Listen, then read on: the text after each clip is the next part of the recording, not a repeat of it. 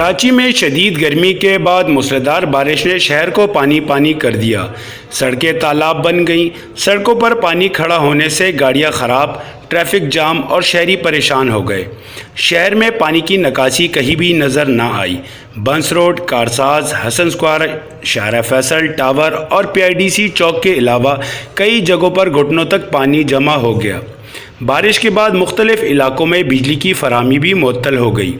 جمعے کو جولائی میں گرمی کا 38 سالہ ریکارڈ ٹوٹا تو کراچی والوں نے سورج کی طرف دیکھا۔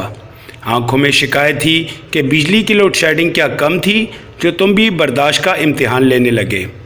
آنکھوں کی شکایت کو سورج سے پہلے سرمئی بادلوں نے سنا۔ سپہر میں آگے بڑھے اور پورے شہر کو اپنی ٹھنڈی اور گھنی آغوش میں لے لیا۔ پہلے تیز ہوائیں چلیں اور بعد میں چھما چھم بارش ہو گئی۔ کئی علاقوں میں بادل ہلکے سے تو کہیں بہت تیز برسے۔ بارش کے ساتھ ہی شہر کے اکثر علاقے بجلی سے محروم ہو گئے۔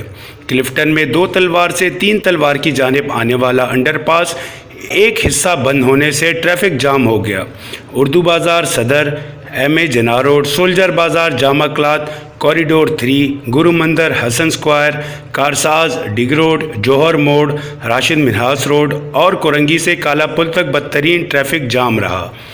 اس دوران کسی کا فیول ختم ہو گیا تو کسی کی گاڑی ہی خراب ہو گئی۔ محکمہ موسمیات کے مطابق صدر میں سب سے زیادہ 41 ملی لیٹر بارش ریکارڈ کی گئی۔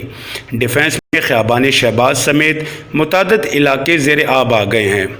بنس روڈ، کارساز، حسن اسکوائر ٹاور اور پی آئی ڈی سی چوک پر بھی بارش کا پانی متعلقہ اداروں کا منہ چڑھا رہا۔ اس کے علاوہ آئی ایچ دیگر روڈ پر ایک پرانی اور طویل دیوار منہدم ہو گئی جس سے پاس کھڑے گاڑیاں تباہ ہو گئیں۔